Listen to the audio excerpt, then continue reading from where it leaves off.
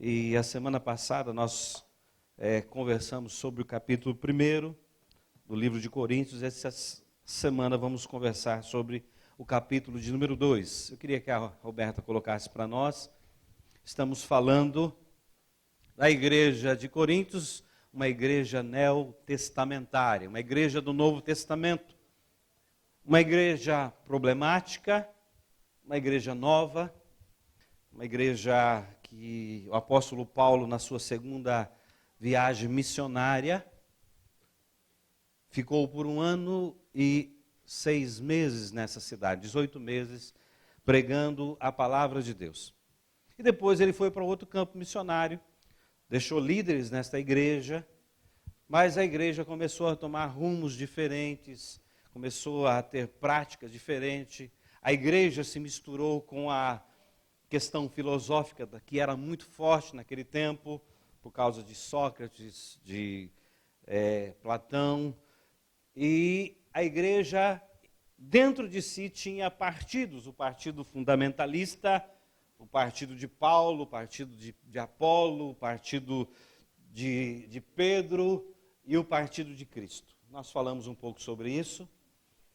E hoje nós vamos entrar no capítulo número 2 e vamos conversar um pouco do que Paulo, recebendo algumas informações do que estava acontecendo com a igreja de Corinto, e os irmãos da casa de Cloé, mandou para ele algumas perguntas e queria saber como fazer, como lidar com os problemas que estavam acontecendo naquela igreja. E Paulo, respondendo essas perguntas, escreve a primeira carta, que para nós é a primeira, mas na verdade é a segunda, porque a primeira não chegou às nossas mãos. Então, para nós, a primeira carta que está na nossa mão, no livro de 1 aos Coríntios, ele vai tratar e trabalhar cada ponto, cada dificuldade que está acontecendo naquela igreja. Então, hoje nós vamos conversar sobre isso, e eu quero ler o texto com você. Está no livro de 1 aos Coríntios, a carta de 1 aos Coríntios, no capítulo de número 2. Nós vamos ler todo o capítulo. Amém? Todos acharam? Amém? Eu mesmo, irmãos, quando estive entre vocês, não foi com um discurso eloquente, nem com muita sabedoria para lhes proclamar o mistério de Deus. Pois decidi nada saber entre vocês, a não ser Jesus Cristo e este crucificado. E foi com fraqueza, temor e com muito temor que estive entre vocês. Minha mensagem, minha pregação não consistiram de palavras persuasivas de sabedoria, mas consistiram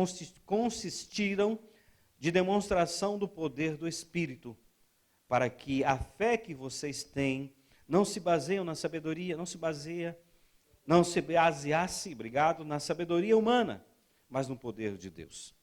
Entretanto, falamos de sabedoria entre os que já têm maturidade, mas não da sabedoria desta era, ou dos poderosos desta era, que estão sendo reduzidos a nada. Ao contrário, falamos da sabedoria de Deus, do mistério que estava oculto, o qual Deus pré-ordenou antes do princípio das eras, para a nossa glória. Nenhum dos poderosos desta era o entendeu, pois se o tivessem entendido, não teriam crucificado o Senhor da glória. Todavia, como está escrito, olho nenhum viu, ouvido nenhum ouviu, mente nenhuma imaginou o que Deus preparou para aqueles que o amam. Mas Deus o revelou a nós por meio do Espírito. O Espírito sonda todas as coisas, até mesmo as coisas mais profundas de Deus. Pois quem conhece os pensamentos do homem, a não ser o Espírito do homem que nele está? Da mesma forma, ninguém conhece o pensamento de Deus, a não ser o Espírito de Deus. Nós, porém, não recebemos o Espírito do mundo, mas o Espírito procedente de Deus, para que entendamos as coisas que Deus nos tem dado gratuitamente. Delas também falamos, não com palavras ensinadas pela sabedoria humana, mas com palavras ensinadas pelo Espírito, interpretando verdades espirituais com os que são espirituais.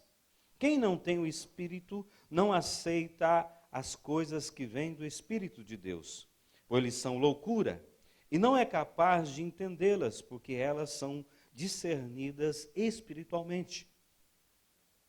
Mas quem é espiritual discerne todas as coisas, e ele mesmo por ninguém é discernido. Pois quem conheceu a mente do Senhor para que possa instruí-lo? Nós, porém, temos a mente de Cristo. Feche seus olhos. Papai querido, é no nome de Jesus que nós te louvamos e te agradecemos. Senhor, fala conosco, Deus, através desta palavra. Revela, Senhor, aos nossos corações o teu desejo, Senhor, nesta noite para cada um de nós. Senhor, que possamos aplicar esta palavra, Senhor, na nossa vida. Que possamos viver, ó Senhor, esta palavra todos os dias. Senhor, nos ensina a viver a sua palavra dia após dia. Senhor, fala com cada um de nós de uma forma especial. O Senhor nos conhece, a cada um de nós. O Senhor sabe, Senhor, das nossas necessidades. O Senhor sabe, Senhor, quando nós entramos aqui. Senhor, é no nome de Jesus que nós te louvamos e te agradecemos. Amém, Senhor. Paulo, então, está escrevendo a esta igreja, e ele vai lançar 3 fundamentos que nós vamos conversar nesta noite. Porque a cidade de Corinto era um centro filosófico, e os filósofos iam para as praças, para as ruas, e ali eles externavam, ou com a sua oratória bonita, os seus pensamentos sobre a vida, sobre o ser humano, e eles atraíam muitas pessoas que os bajulavam, que gostariam de ser semelhante a eles. Por isso que isso acontece dentro da igreja de Corinto. São os partidos, são as pessoas, eu gosto mais da pregação de Apolo, porque Apolo é mais eloquente, eu gosto mais de Paulo, porque Paulo é mais centrado na hora dele trazer a palavra, eu gosto mais de Céfas, porque é um tradicionalista, ele vem da raiz judaica, e eu sou de Cristo, porque Cristo fala direto comigo. Então a igreja estava se misturando com a questão filosófica do que estava acontecendo naquela época. E Paulo então vai lançar 3 fundamentos aqui nesse capítulo. E eu quero começar falando pelo primeiro ponto nesta noite. O evangelho centraliza-se na morte de Cristo. O evangelho, as boas novas de Deus para o homem, se centraliza na vida de Cristo.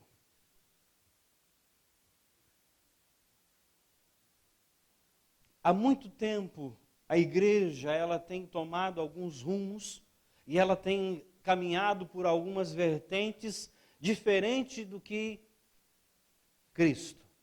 Precisamos de Cristo mais uma campanhazinha. Precisamos de Cristo, mas precisamos de ter uma experiência. Precisamos de Cristo, mas você tem que dar. Paulo vai dizer aqui, vai instruir a carta. Olha, eu decidi saber de vocês só uma coisa, mais nada: Cristo e esse crucificado. A preciosidade do Evangelho é Jesus Cristo. As boas novas é Jesus Cristo. Nós não precisamos de mais nada, precisamos conhecer a Cristo e saber que Ele veio para nos substituir, pagar o preço do nosso pecado. Ele tomou o nosso lugar, a nossa morte, morreu a nossa morte, para que eu e você tenhamos uma vida, e essa vida eterna. Não precisamos de Cristo mais uma campanha. Não precisamos de Cristo mais o óleo ungido de Israel. Não precisamos de Cristo e mais uma oferta. Não precisamos de Cristo e mais a areia do Monte Moriá. Precisamos de Cristo. Porque Ele é o nosso Salvador. Ele é o Deus que se esvaziou da sua glória, se fez carne e habitou entre nós. Porque o que estava acontecendo na igreja de Coríntios? Eles, uma igreja nova, uma igreja que veio do mundanismo, que estava ali rodeada de templos naquela cidade. Tinha o templo de Afrodite, onde tinha as prostitutas cultuais, mais de 1000 prostitutas, e eles imaginavam que adorar a deusa tinha que se prostituir nas escadarias do templo de Afrodite. E eles estavam acostumados com a sua mente errônea e quis trazer isso para o meio da igreja. Então Paulo vai dizer, olha, o que eu e você precisamos é de saber que Jesus Cristo e esse crucificado. E ele vai dizer no verso 3, e foi com fraqueza, com temor e com muito temor que estive entre vocês. A minha mensagem, a minha pregação não consistiram em palavras persuasivas. Por quê? Os filósofos tinham uma boa oratória, uma boa prédica, um bom discurso, e eles induziam as pessoas a dizer assim, como é inteligente esse homem. Como é sábio essa pessoa. Eu queria ser semelhante a ele. E ele vai dizer para mim e para você e para a igreja de Coríntios, olha, 5, para que a fé de vocês não tenha a sua baseada, né, na sabedoria humana, e ele vai trazer uma palavra aqui, ainda no verso de número 4, mas não consistiram, a minha pregação não se constituiu né, em demonstrar, mas na demonstração do poder. Esta palavra no original aqui é dizer os frutos que o Evangelho produz na vida de uma pessoa. Quando a pessoa conhece a Cristo e ela entende o que Cristo fez por ela, há uma transformação de dentro para fora. Paulo vai dizer, aqui estão, olha, o que Deus faz na vida das pessoas. Esta palavra no original, aqui está a prova legal do que acontece com a pessoa quando se entrega e conhece o amor de Cristo. Ela é transformada. Homem nenhum, sabedoria humana pode transformar uma pessoa. Só Deus pode fazer isso. Amém? Não é um discurso, não é uma palavra bonita, não é palavras diferenciadas que se usam, onde as pessoas nem sabem o significado daquela palavra. Mas ele está dizendo, eu não sou nada. E ele vai dizer, no capítulo 1, ele vai dizer, quem é Paulo? Eu não sou ninguém, mas Deus é tudo. Ele vai dizer mais na frente, na carta de 2 Coríntios, o vaso é de barro. O que consiste é o que está dentro do vaso. O poder de Deus que nos dá capacidade para pregar o Evangelho. Eu não sou nada. Se Deus não estiver na minha vida, eu não sou nada. Por quê? Os irmãos de Coríntios, eles eram acostumados ao culto à personalidade. César era tido como Deus. E eles adoravam os homens. E agora ele vai centralizar a adoração a Deus, a Cristo, o Evangelho real. E quem eu e você temos que adorar é Jesus Cristo, aquele que foi à cruz e morreu por mim e por você. Eu não sou nada. Não somos nada diante de Deus. O homem não é nada, a inteligência humana não é nada, se Deus não nos der a vida, o ar que respiramos. E ele vai mostrar agora aos irmãos de Coríntios o que ele foi trazer. As boas novas do Evangelho não vêm da sabedoria humana, não procede do homem.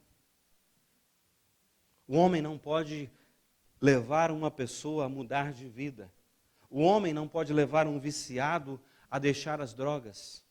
O homem não pode levar um pai de família que vivia uma vida errada, uma vida totalmente fora, a se voltar para a família e se arrepender e agora se tornar um homem de bem, amando a sua esposa e guardando os seus filhos.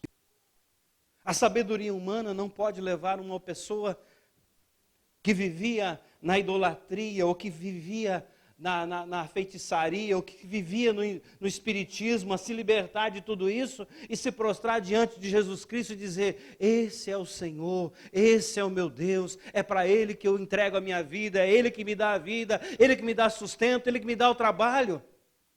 Só Deus pode fazer isso na nossa vida.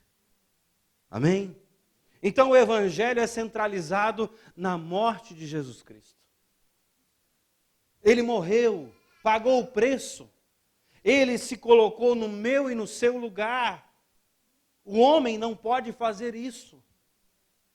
A inteligência humana não pode fazer isso. Só o Cordeiro de Deus, sem pecado, se faz pecado por mim e por você. Amém, queridos? Segundo,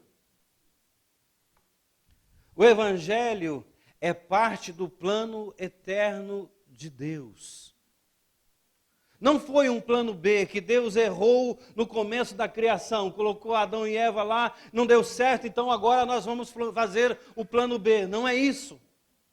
A Bíblia vai dizer que antes da fundação do mundo, Deus já tinha estabelecido o plano para nos resgatar.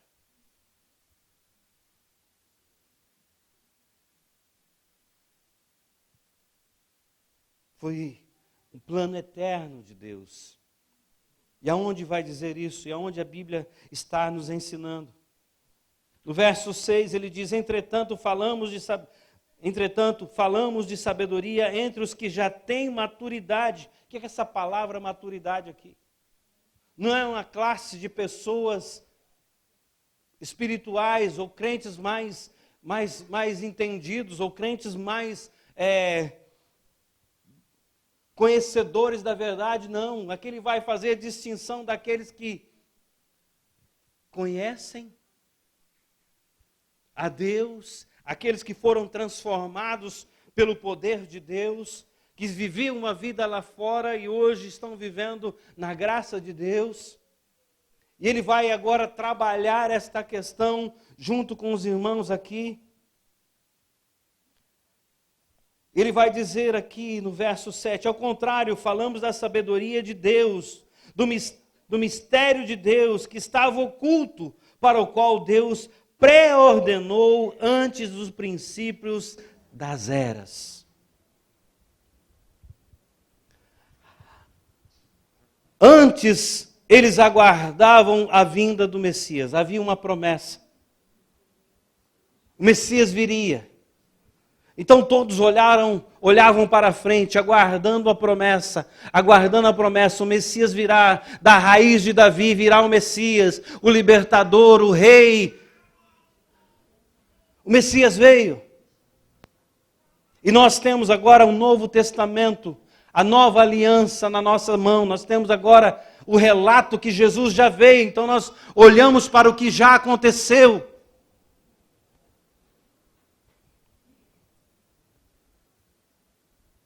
Mas os apóstolos, os patriarcas,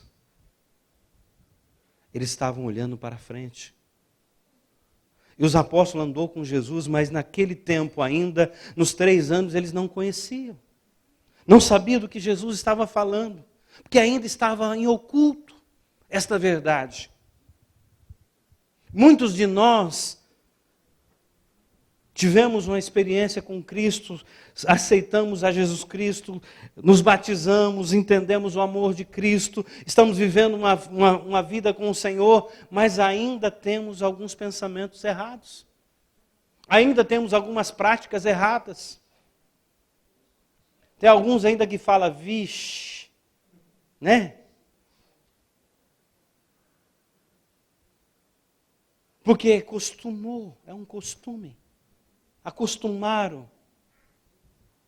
Tem alguns ainda que batem, quando fala alguma coisa, bate na madeira ainda.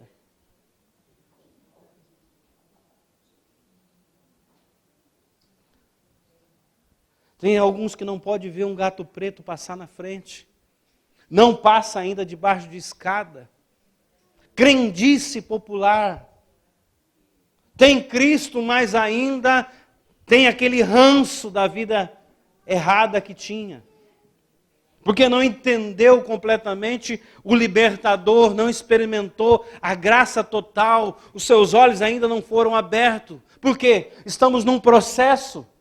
Primeiro o Senhor nos regenera, nos santifica e depois Ele nos glorifica. A santidade é um processo, quando nós conversamos na semana passada. Nós já temos legalmente santificado por Jesus, mas Ele vai dizer que é um processo a cada dia. Quanto mais eu conheço a Cristo, mais eu me separo. Ser santo é ser separado. Quanto mais eu o conheço, mais eu deixo o pecado e mais eu caminho em santidade a Ele. E Ele vai dizer aos irmãos de Coríntios aqui, antes estava oculto, mas agora Deus revelou.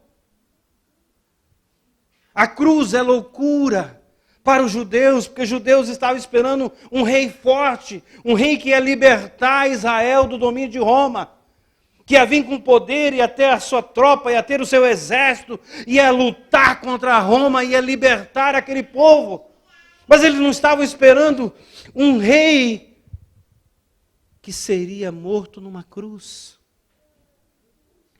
Porque a cruz era escândalo, um marginal, um assassino.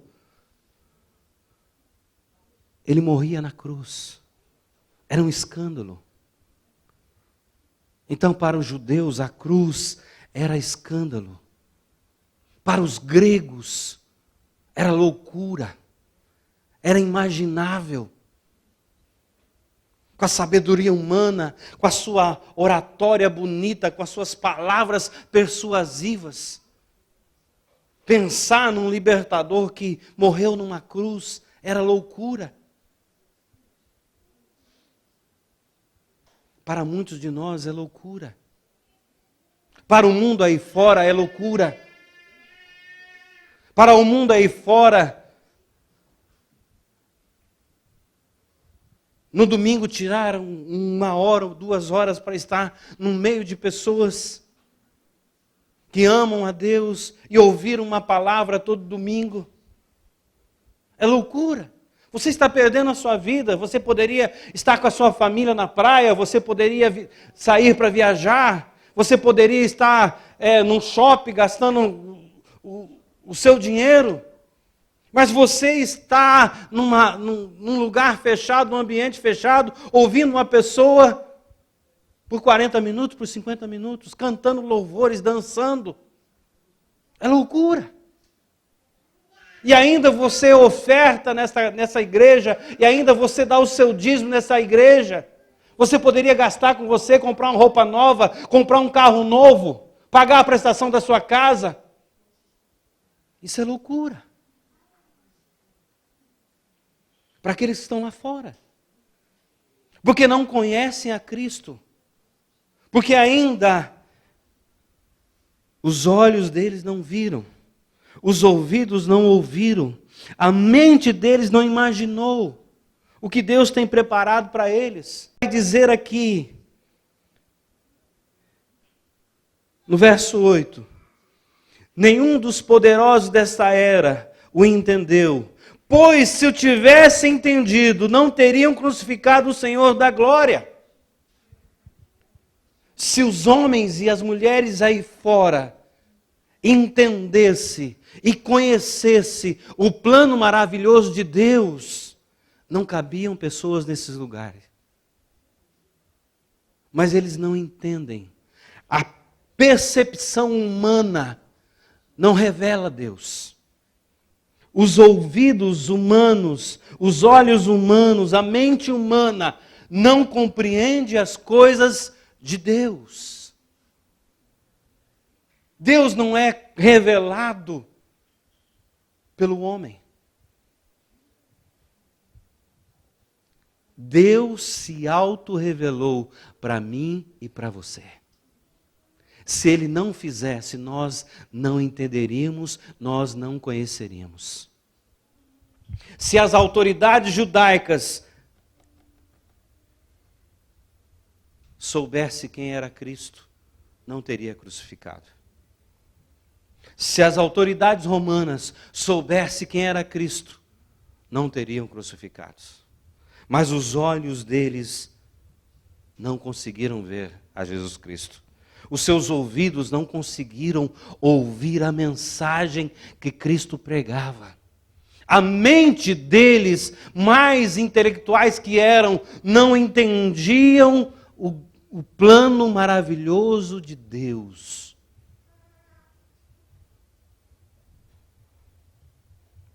Mas no verso 10 ele vai dizer: mas Deus o revelou a nós por meio do Espírito Santo de Deus.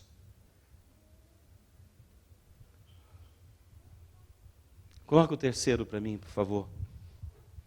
O Evangelho não é revelado pelo Espírito Santo de Deus. Não é o homem que revela quem é Deus. Mas Deus se revela através da natureza, através da sua palavra, a mim e a você. Ele se desejou se revelar a nós.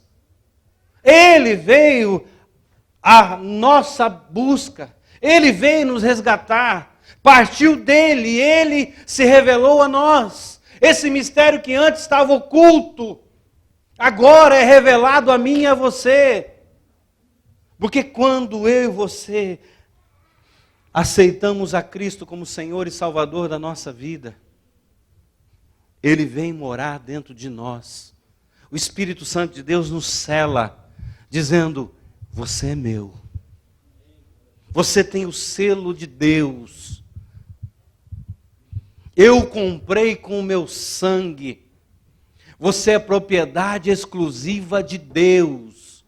Amém? Eu e você somos propriedade exclusiva de Deus.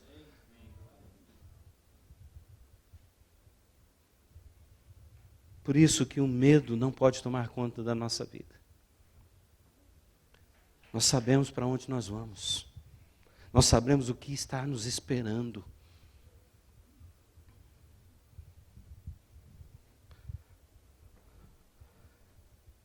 Ele vai continuar dizendo: o Espírito sonda todas as coisas, até mesmo as coisas mais profundas de Deus. Porque quem conhece o pensamento do homem, a não ser o Espírito do homem que nele está? Eu posso olhar para o Paulo aqui e ver o que está para o lado de fora. A cor da sua camisa, a cor do seu cabelo, que sapato que ele está usando. Mas só Deus conhece o que está no coração do Paulo, o que ele está pensando, quais são os seus planos. E ele sabe o que está no coração dele, porque o espírito do homem que está nele, ele conhece a si próprio. E ele vai continuar dizendo: da mesma forma, ninguém conhece o pensamento de Deus, a não ser o Espírito de Deus. Nós, porém, não recebemos o Espírito do mundo, mas o Espírito que procede de Deus. O Espírito Santo habitando dentro de nós, ele agora vai nos convencer do juízo, da justiça e do pecado. Eu posso falar sobre o inferno aqui para você. Eu posso descrever o inferno para você. Eu posso falar das consequências de viver uma vida fora da vontade de Deus. Mas se o Espírito Santo de Deus não revelar essa verdade a você, você cruza aquela porta e vai viver no pecado. Eu posso pintar o inferno aqui de uma forma monstruosa. Eu posso passar um vídeo de pessoas sofrendo, gritando, pegando fogo. Mas você pode cruzar essa porta e dizer: não acredito nisso. Eu sou que nem um animal. Morreu, tocou fogo, acabou. Se o Espírito Santo não chegar para mim e para você e não abrir os nossos olhos, nos convencer e dizer: isso é verdade. Se você não tomar uma posição hoje na sua vida, é esse lugar que está preparado para você.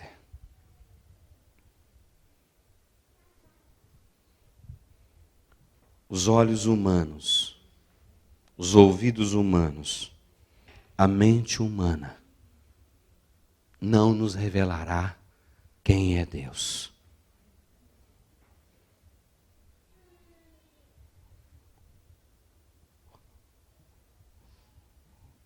Um cientista da NASA, mais inteligente que o homem é, muitas vezes não conhece a Deus. Mas uma pessoa semi-analfabeta, Deus se revela a ele. Amém? Se o Espírito Santo de Deus não nos convencer, não nos mostrar a nossa fragilidade, o nosso pecado, o nosso egoísmo, como nós vivemos, a vida errada que vivemos, nós vamos continuar vivendo assim. Nós vamos continuar nos afundando cada vez mais no lamaçal do pecado. E aí nós podemos nos tornar religiosos. Todo domingo nós estamos aqui. Voltamos para nossa casa e continuamos a maltratar a nossa esposa, a maltratar o nosso marido, continuamos a ser uns maus funcionários, continuamos a mentir, continuamos a fazer coisa errada, continuamos a ver coisa errada. Se o Espírito Santo de Deus não nos abrir os olhos, nós continuamos os mesmos seres humanos, condenados ao inferno. Essas autoridades, que Paulo vai dizer aqui, eram as pessoas que estavam na frente, pessoas poderosas, que comandavam o reino, que estavam na frente de tropas, que cobravam impostos, mas eles não conheciam, não percebiam, porque eles estavam rodeados de vários templos, de vários deuses, e cada deus pedia alguma coisa e eles faziam, mas não mudavam as suas vidas, não transformavam as suas vidas. Porque se o Espírito Santo de Deus não nos abrir os olhos, se o Espírito Santo de Deus não nos mostrar onde nós estamos, continuamos as mesmas pessoas. É isso que Paulo está dizendo a esta igreja. Uma igreja nova. Uma igreja com vários problemas. Uma igreja que estava misturando o Evangelho de Cristo com a sabedoria humana. Uma igreja que estava misturando o Evangelho com práticas daquele povo que vivia ali naquela região. Uma cidade que recebia muita gente. Os historiadores vão dizer uma cidade de mais ou menos aproximadamente 650 mil pessoas. Com fluxos de gente, de comércio, de entrada e saída de pessoas. E essa igreja, ela estava sendo bombardeada com filosofias dos homens, com pensamentos humanos. E muitas vezes a nossa vida está desse jeito. Os domingos você vem aqui e ouve uma palavra, você ouve um princípio de Deus. Você tem isso como verdade. Mas você cruza aquela porta e você vai ouvir o noticiário no Japão, você vai ouvir o noticiário no Brasil, o noticiário no Peru. E aí você diz: será que é verdade o que o pastor pregou domingo? Será que se eu fizer exatamente o que a Bíblia está dizendo, a minha vida vai realmente mudar? Aí nem você mesmo acredita na revelação da palavra de Deus. Aí nada muda, nada transforma. Você não consegue vencer as áreas de fragilidade, as áreas de pecado que tem na sua vida. E aí nada muda, nada transforma. O Evangelho não faz diferença na sua vida. Cristo não mudou nada na sua vida, porque são letras de pessoas que escreveram a Bíblia e passou na mão de tanta gente. Como é que eu vou saber se isso é verdade para mim ou não? Se o Espírito Santo de Deus não nos revelar, seremos os mesmos. Vamos viver do mesmo jeito. Vamos cruzar aquela porta e vamos continuar a viver a mesma vida. Mas Paulo vai se centralizar nesses 3 fundamentos. Cristo veio. E Ele foi para a cruz e morreu no meu e no seu lugar. Pagou o preço do seu pecado. Pagou o preço do nosso pecado. Estávamos condenados à morte, mas Ele veio e se fez maldição por mim e por você. Nos libertou da condenação que estava sobre mim, estava sobre você. Amém? E segundo, não foi um plano B de Deus. Colocou já Adão e Eva no jardim e não deu certo. Deus perdeu para a serpente, para o diabo. 1-0 para o diabo. E agora o que nós vamos fazer? Vamos fazer o plano B? Não! Deus já tinha estabelecido antes da fundação do mundo. E Ele viria. Ia se revelar a verdade a mim e a você. Não através de homens. Não através da sabedoria humana. Não através dos diplomas. Não através das pessoas com poder, dinheiro, autoridade. Mas se ia se revelar através da loucura da cruz. Jesus vai dizer: eu vim para servir e não para ser servido. Os homens esperavam reis poderosos, libertador do domínio romano. Mas o simples carpinteiro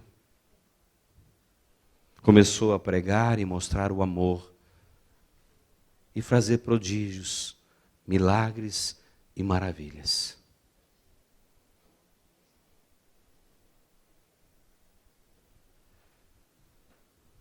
Mostrou Deus. Quando o discípulo pergunta para ele: Senhor, mostra-nos o Pai, mostra-nos Deus. Ele vai dizer: quem vê a mim, vê o Pai. Eu e o Pai somos um.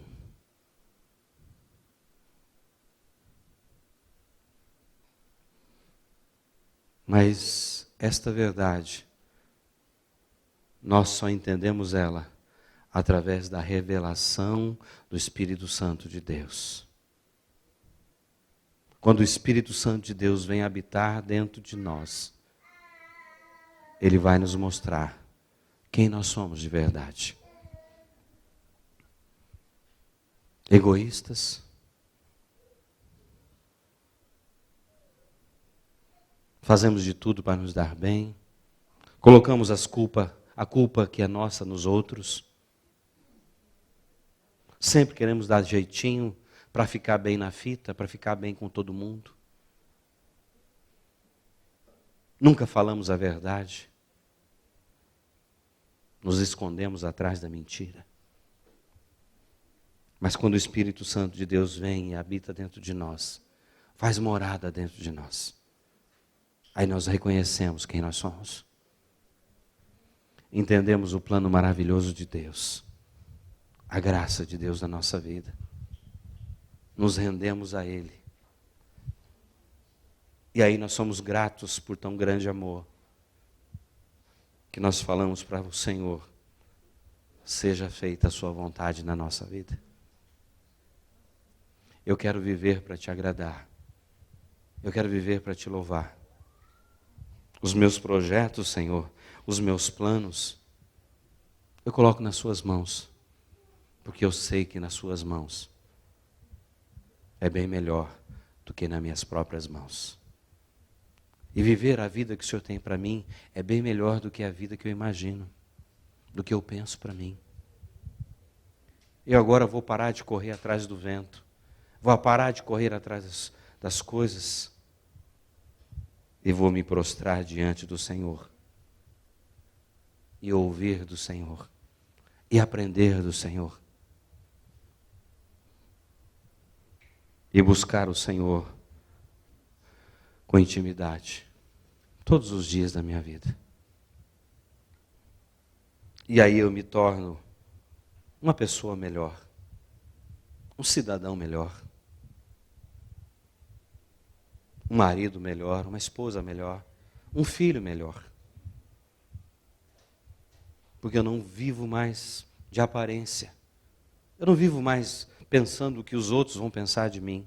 Eu não vivo mais para agradar os outros. Porque o meu compromisso agora é com Ele. Porque Ele habita dentro de mim. E eu não vou fazer nada para entristecer o Espírito Santo que está em mim. Porque aonde eu vou, Ele vai comigo. Aonde eu estou, Ele está comigo. E o que eu vejo, Ele vê. Quando Paulo está dizendo essas verdades, é porque uma igreja nova estava misturando o Evangelho com práticas mundanas. Estava misturando o Evangelho com filosofias humanas. Estava misturando o Evangelho